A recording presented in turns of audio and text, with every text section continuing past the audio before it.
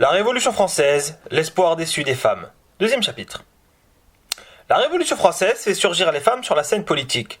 Elle défend les droits naturels et l'universalisme.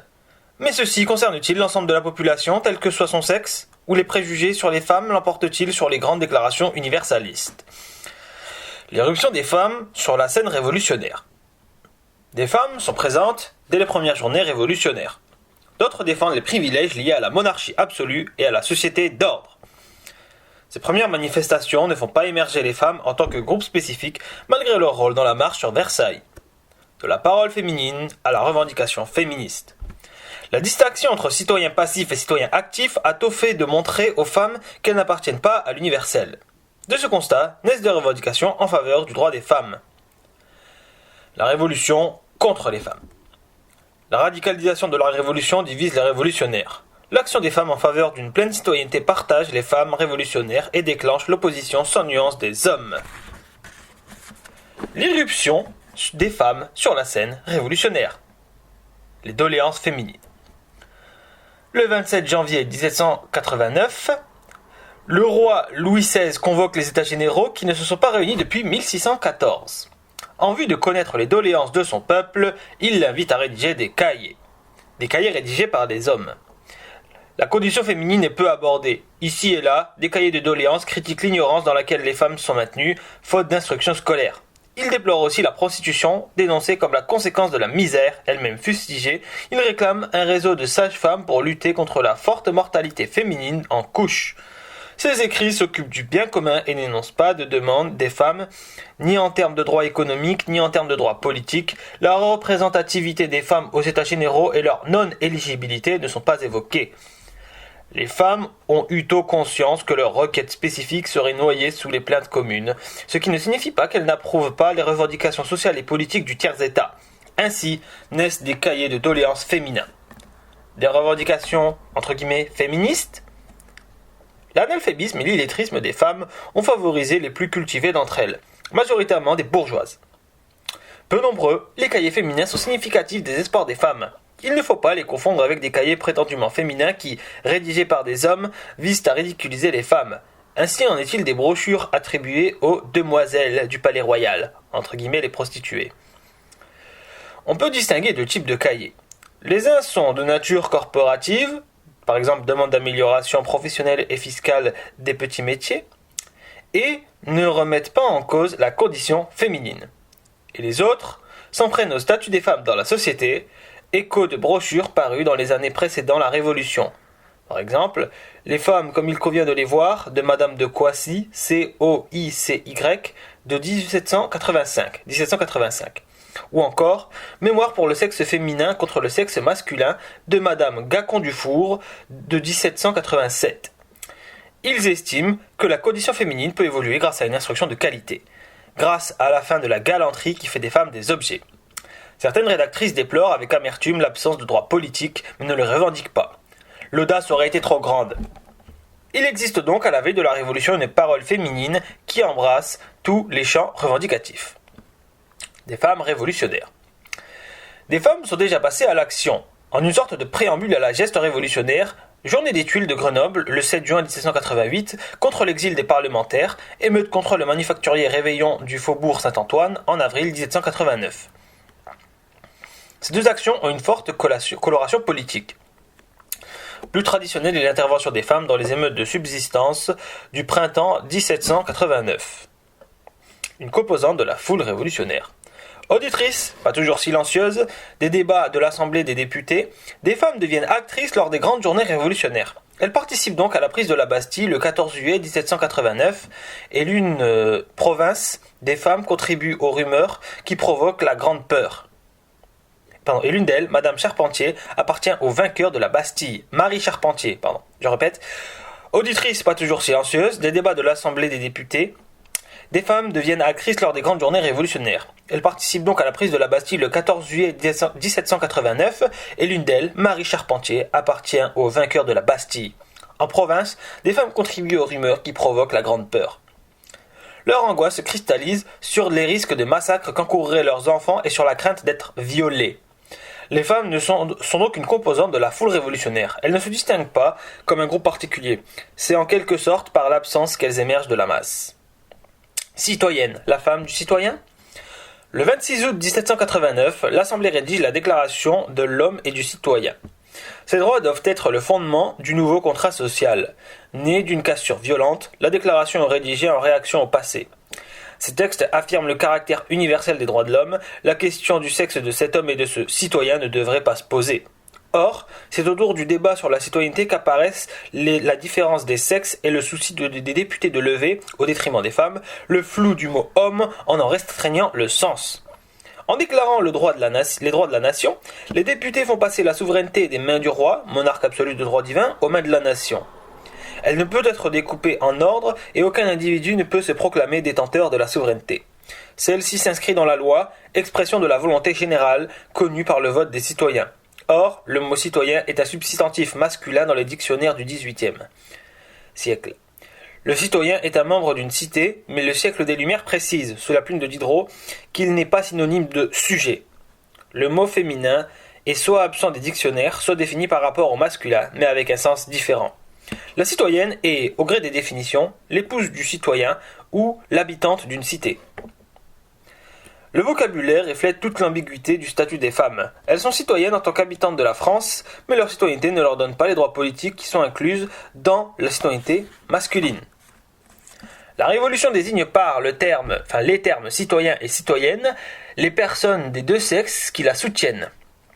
Donc la Révolution désigne par les termes citoyen et citoyenne les personnes des deux sexes qui la soutiennent. Par opposition, monsieur et madame sont des appellations négatives qui excluent de la Révolution ceux ainsi nommés. Ils n'appartiennent pas à la nation en Révolution. Celle-ci ne se confond donc pas avec la France en tant que pays. La nation ne se confond donc pas avec la France en tant que pays. Le mot femme est moins positif que le mot citoyenne. Le premier est fréquemment employé par les adversaires de la participation des femmes aux politiques.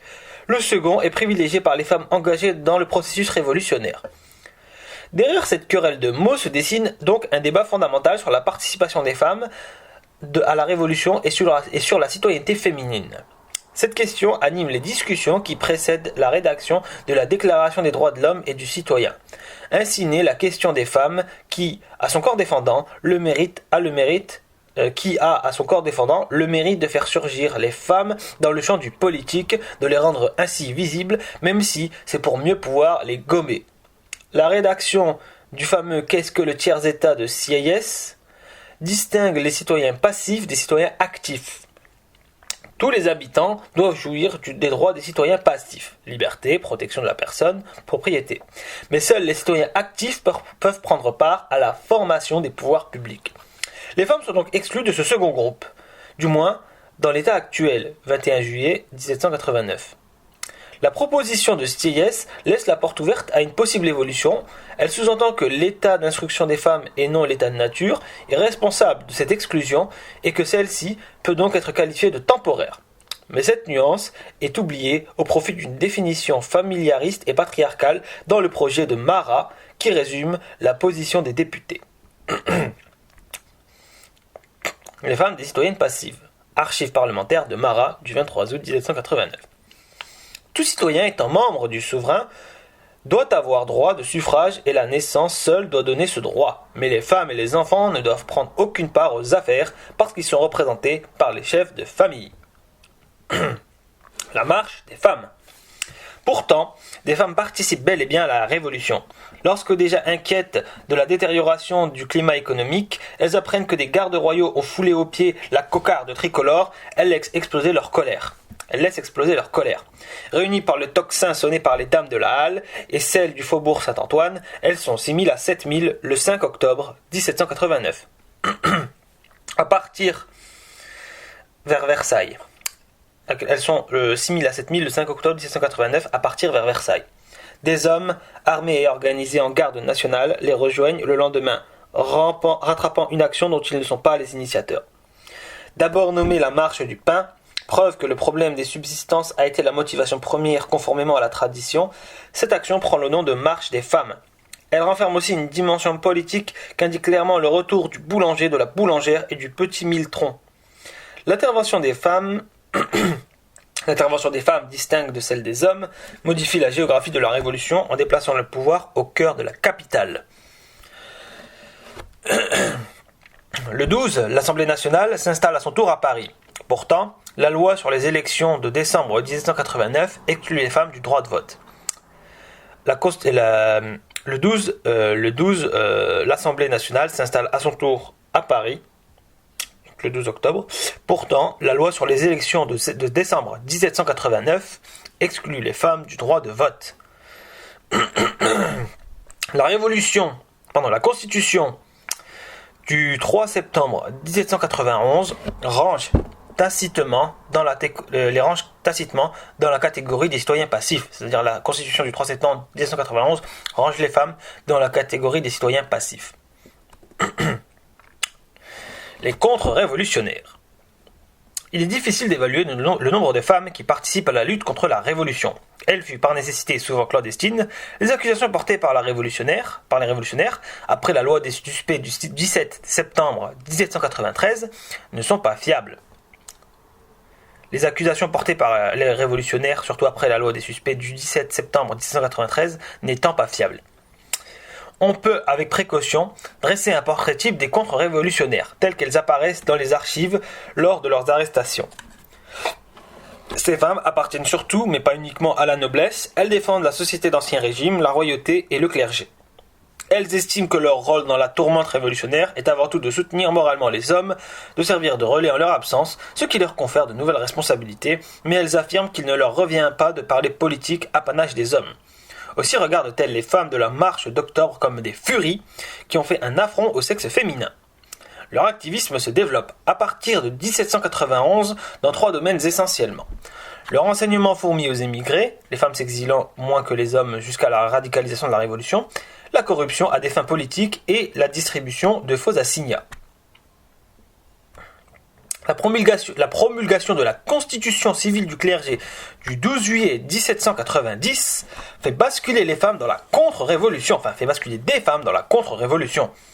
Davantage attachées à l'Église que les hommes, dont la pratique religieuse est en déclin depuis 1760, elles défendent les prêtres réfractaires dont elles sont le principal soutien et risquent l'emprisonnement, puis la mort en 1793-1794. Elles s'efforcent aussi de lutter contre la déchristianisation en assurant la transmission de la foi. La paix religieuse revenue, les femmes conservent ce rôle.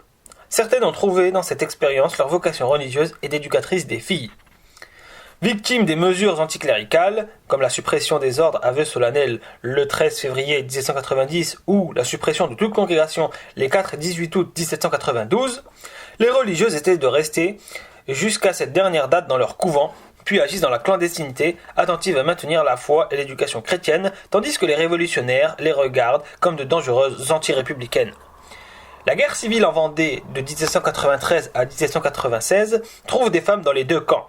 Tandis que dans les armées républicaines, les femmes, peu nombreuses, restent cantonnées à de rares exceptions près dans leur rôle traditionnel, cantinières, compagnes de soldats et prostituées, les contre-révolutionnaires, elles, sont nombreuses auprès des soldats, car, avec les enfants et les vieillards, elles tentent d'échapper aux républicains qui pratiquent la politique de la terre brûlée.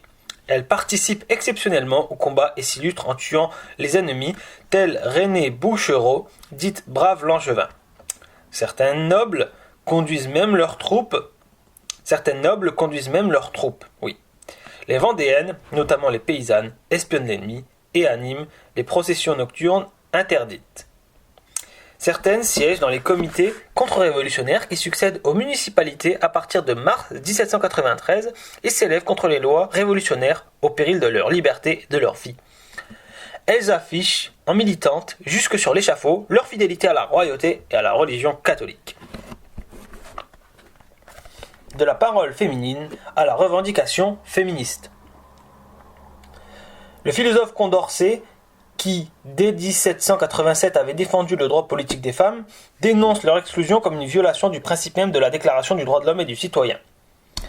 Il dit « Est-il une plus forte preuve du pouvoir de l'habitude, même sur les hommes éclairés, que de voir invoquer le principe de l'égalité des droits en faveur des 300 ou 400 hommes, qu'un préjugé absurde en avait privé et à l'oublier à l'égard de 12 millions de femmes ?» Condorcet, sur l'admission des femmes au droit de cité, le 3 juillet 1790. Le philosophe se signale ainsi comme l'un des premiers théoriciens du féminisme. Mot qui apparaît au XIXe siècle, utilisé ici pour désigner toute réflexion ou acte qui travaille à la défense des droits des femmes et ou à l'instauration de l'égalité entre les sexes. Mais Condorcet ne défend pas son projet à l'Assemblée. La Déclaration des droits de la femme et du citoyen. Plus radicale et exigeante est Olympe de Gouges, née en 1755 et morte en 1793. Donc plus radicale et exigeante est Olympe de Gouges, qui réagit à la confiscation de la représentation des femmes comme d'autres, requête des dames à l'Assemblée nationale d'automne 1789. Elle publie en septembre 1791 la Déclaration des droits de la femme et de la citoyenne, pendant provocateur de la Déclaration des droits de l'homme et du citoyen. L'article 1 proclame « La femme naît libre et demeure égale à l'homme en droit ». Alors monarchiste modéré, Olympe de Gouges dédie son écrit à Marie-Antoinette. Elle montre ainsi que la condition féminine dépasse les clivages politiques et sociaux. Le ton véhément veut signifier aux hommes responsables des malheurs publics et de la corruption des gouvernements, je cite, qu'ils ne pourront plus faire taire les femmes, je cite encore, sexe supérieur en beauté et en courage, au nom desquels s'exprime Olympe de Gouges. Les difficultés de la Révolution proviennent, selon elle, de l'exclusion des femmes du politique. Le contenu de cette déclaration, plus que son impact, en fait le premier grand texte féministe, écrit par une féministe radicale, isolée et donc peu représentative de la majorité des femmes. La sans-culotterie féminine. Dans la rue, lors des remous et des manifestations, des femmes jouent le rôle d'initiatrices. Elles poussent les hommes à l'action, ce qui leur vaut le surnom de boutefeu. À l'Assemblée, elles occupent les bancs du public par leurs interventions. Les tricoteuses, le surnom apparaît en 1795, essayent de faire valoir leur avis et de peser sur les décisions des députés. Cependant, la masse des femmes ne participe pas quotidiennement à la Révolution et n'a certainement pas conscience du sens de son exclusion. Composantes du mouvement populaire, les femmes n'ont pas de position politique commune. On les retrouve dans les diverses tendances. Elles ne diffèrent guère en cela des hommes. Leur engagement peut être temporaire au gré des journées révolutionnaires. Il peut être permanent. Les unes sont des militantes de la sans-culotterie quasi anonyme, les autres se remarquent par leurs revendications particulières, servies par leur personnalité et leurs idées singulières. Le club des femmes. Présente dans les clubs qui acceptent la mixité, la Société fraternelle des patriotes des deux sexes, de 1790 par exemple, mais nettement minoritaire, présente dans les clubs qui acceptent la mixité mais nettement minoritaire, exclut des grands clubs comme ceux des Cordeliers et des Jacobins, les femmes créent leur propre lieu de sociabilité révolutionnaire. Entre 1789 et 1793, on compte à Paris et en province 56 clubs féminins. À l'origine philanthropique, ils sont pour les femmes un lieu d'apprentissage de la parole, de la politique, par le soutien notamment au clergé constitutionnel. Sans renier l'intérêt général, certaines femmes glissent vers des revendications féministes. Dans la capitale, Etta Palm d'Aelders fonde en mars 1991 la Société patriotique et de bienfaisance des Amis de la Vérité. Ses membres réclament des droits politiques, la mise en place d'un système éducatif pour les petites filles pauvres et le divorce. Revendication de la citoyenneté. Par leur participation et par les pétitions et les écrits les plus cultivés, des femmes réclament la citoyenneté. Tel est aussi le sens de la demande du port des armes. Ces révolutionnaires tirent la conséquence de l'affirmation de Robespierre, selon lequel être armé pour la défense de la patrie est le devoir de tout citoyen. Déclaration du 27 avril 1791. Le 6 mars 1792, Pauline Léon et une vingtaine de femmes portent à l'Assemblée une pétition signée par 319 femmes. Elles demandent à s'organiser en garde nationale féminine et à porter les armes conformément aux droits de tout citoyen. En vain. Quelques jours plus tard, le 25 mars 1792, Théroigne de Méricourt, dans son habituel costume d'Amazone, qui lui vaut ce surnom, pistolet aux hanches, appelle les femmes à s'armer, à ouvrir une liste d'Amazone afin de montrer aux hommes qu'elles ne leur sont inférieures ni en vertu ni en courage. Il s'agit de défendre leur foyer et la nation alors que la menace d'une guerre avec l'Autriche se précise. Cette revendication du port des armes se confond donc avec celle de la citoyenneté. C'est ainsi que doit être compris le refus de l'Assemblée de donner satisfaction à cette requête. Les citoyens passifs sont, eux, admis dans la garde nationale à partir du 30 juillet 1792. Donc les femmes sont admises dans la garde nationale à partir du 30 juillet 1792. Bien qu'elles participent à la prise des Tuileries le 10 août 1792 et que leur action et leur bravoure soient officiellement reconnues par les couronnes civiques qui sont attribuées à Théroigne de Méricourt, Claire Lacombe et Louise Reine Audu, les femmes ne bénéficient pas de l'avancée démocratique qui s'ensuit. Les Français seuls obtiennent la citoyenneté, situation qui perdure jusqu'à l'établissement du suffrage censitaire en 1795. La Révolution vient clairement de montrer qu'elle est contre les femmes. La Révolution contre les femmes. La radicalisation de la Révolution. Au cours de l'année 1793, la composante féminine, au cours de l'année 1793,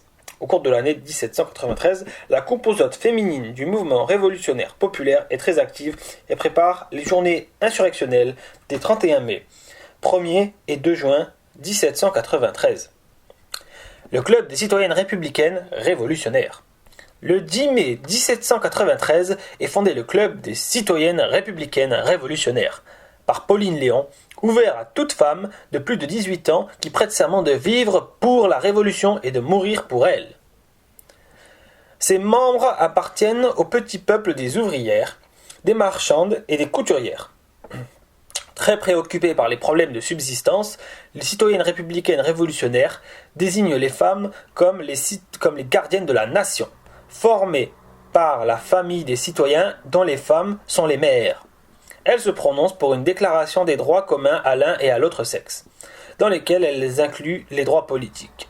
Or, le 24 juin 1793, la Convention vote la Constitution de l'an 1, expression de la volonté des montagnards après l'élimination des Girondins. La formule de 1791, la souveraineté appartient à la nation, est remplacée par la souveraineté appartient au peuple, définie comme l'universalité des citoyens.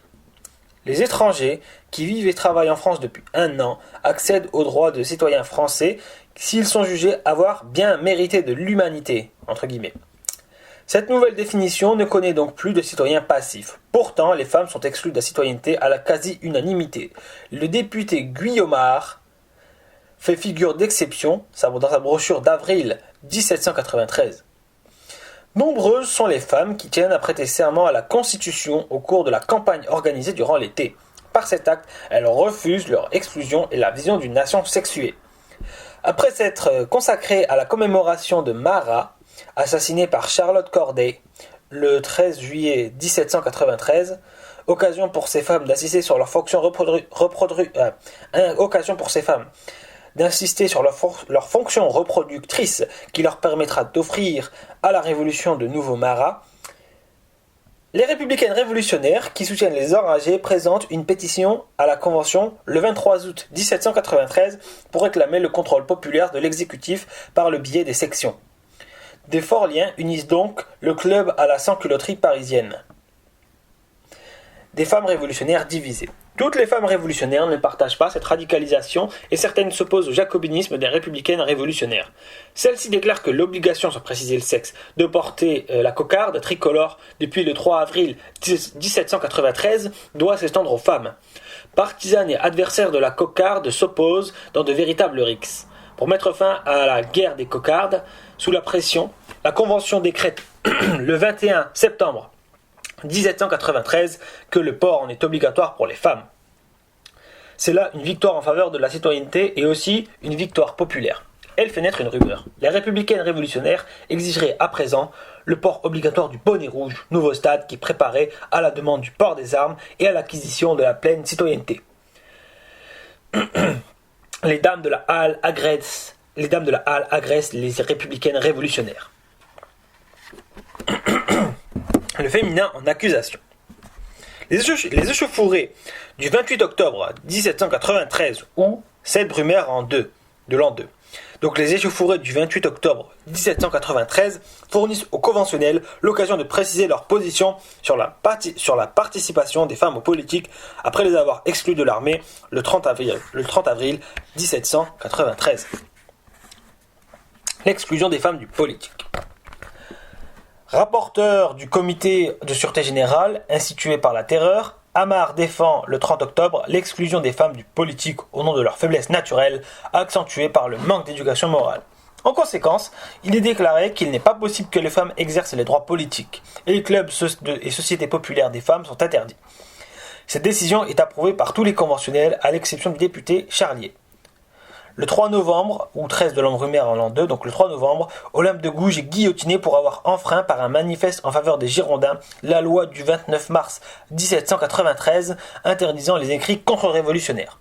Son élimination est aussi une condamnation sans appel des femmes révolutionnaires.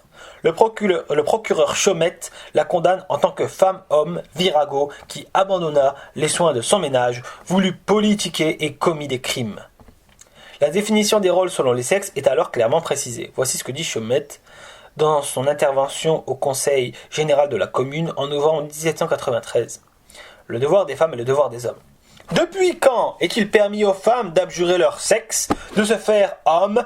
Depuis quand est-il usage de voir les femmes abandonner les soins pieux de leur ménage, le berceau de leurs enfants, pour venir sur la place publique, dans la tribune aux harangues, à la barre du Sénat, remplir les devoirs que la nature a départis à l'homme seul? Si le 9 Thermidor, 27 juillet 1794, donc si le 27 juillet 1794, la sans-culotterie féminine est inexistante, les femmes redeviennent émeutières au cours des insurrections d'avril et de mai 1795, qui réclament du pain et la constitution de l'an 2. La réponse de la Convention ne se fait pas attendre. Le 20 mai 1795, elle interdit l'entrée des tribunes aux femmes et les fait chasser à coups de fouet des postes. Le décret du 24 mai 1795 leur interdit de pénétrer dans les tribunes de la Convention, d'assister à toute assemblée politique, de s'attrouper à plus de 5 dans la rue. Le féminin dans l'imaginaire. Cette exclusion par la loi a été préparée par le dénigrement du féminin pendant les années précédentes par la presse, les pamphlets et les caricatures. Ces productions reflètent l'imaginaire masculin avec un étonnant consensus sur l'échiquier politique. Bacchantes, tribades, prostituées, courtisanes, amazones, grenadières, folles, furies de guillotines assoiffées de sang, harpies plus cruelles que les hommes. Les révolutionnaires féminins sont injuriés jusque dans leur intimité. Les révolutionnaires sont injuriés jusque dans leur intimité. C'est par leur sexualité supposée anormale que l'engagement politique raisonné de toute femme est nié. Ainsi, sous ce flot d'injures, se retrouve pareillement noyée une Théroigne de Méricourt, de son vrai nom Anne-Joseph Théroigne, ainsi nommée par la presse contre-révolutionnaire, et une Marie-Antoinette. En 1794, l'Amazone devient folle. Esquirol, l'aliéniste qui la soigne, voit dans son aliénation présente la preuve de son aliénation passée qui explique son engagement politique et son confond même avec lui. Louve autrichienne, tribade aux fureurs utérines, Frédégonde, Marie-Antoinette est traînée dans la boue. La Révolution a tué le roi père sur les arguments politiques. Elle guillotine le 16 octobre 1793 la reine en tant que mauvaise mère par lequel le malheur arrive. Acte d'accusation du 16 octobre 1793, le Moniteur universel. Marie-Antoinette, la mère monstrueuse. Qu'enfin la veuve Capet, immorale sous tout rapport, une nouvelle Agrippine, est si perverse et si familière avec tous les crimes, qu'oubliant sa qualité de mère et la démarcation prescrite par les lois de la nature, elle n'a pas craint de se livrer avec Louis-Charles Capet, son fils, et de l'aveu de ce dernier à des indécences, dont l'idée et le seul nom font frémir d'horreur. Les moniteurs universels du 19 novembre 1793 relient les 3 récentes exécutions des femmes. Marie-Antoinette, qui a perdu la vie pour avoir été une mauvaise mère et une épouse débauchée. Olympe de Gouges, pour avoir voulu être homme d'État. Madame Roland, qui tint salon et défendit des positions girondines pour avoir oublié les vertus qui conviennent à son sexe. Les perdantes de la Révolution. Les femmes apparaissent comme les grandes perdantes de la Révolution, qui permettaient tous les espoirs. Leur sont cependant acquis un statut civil et les mesures qui touchent les membres de la famille sans distinction de sexe. Le mariage, contrat civil, le divorce, septembre 1792, la suppression de toutes les inégalités entre héritiers à degré égal, du 12 mars 1791, celle de la puissance paternelle sur les majeurs, etc. En matière d'éducation, les révolutionnaires défendent une vision sexuée des formations censée correspondre aux aptitudes de chaque sexe. L'enseignement laïque et obligatoire reste à l'état de principe pour des raisons matérielles et idéologiques. L'éducation maternelle demeure pour les filles le modèle. La Révolution a fondé l'exclusion des femmes du politique et préparé les terrains au code civil qui enferme les femmes mariées, mineures perpétuelles dans la sphère du privé. Toutefois, elle oblige à penser la citoyenneté et la potentialité qu'elle concerne tous et toutes.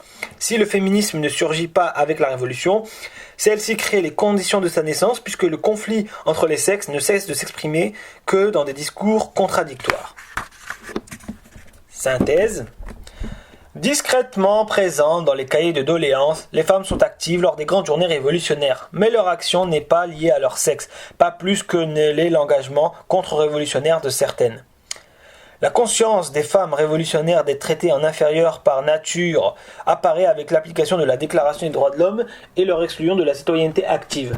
Ainsi, certaines femmes se positionnent-elles en tant que telles et revendiquent-elles les droits civils et civiques pour les femmes.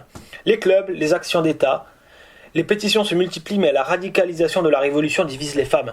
Leurs désaccords servent de prétexte aux députés pour les exclure par la loi de la scène politique, renforçant ainsi le genre. En cela, elles sont les grandes perdantes de la Révolution, bien qu'elles bénéficient de ces réformes.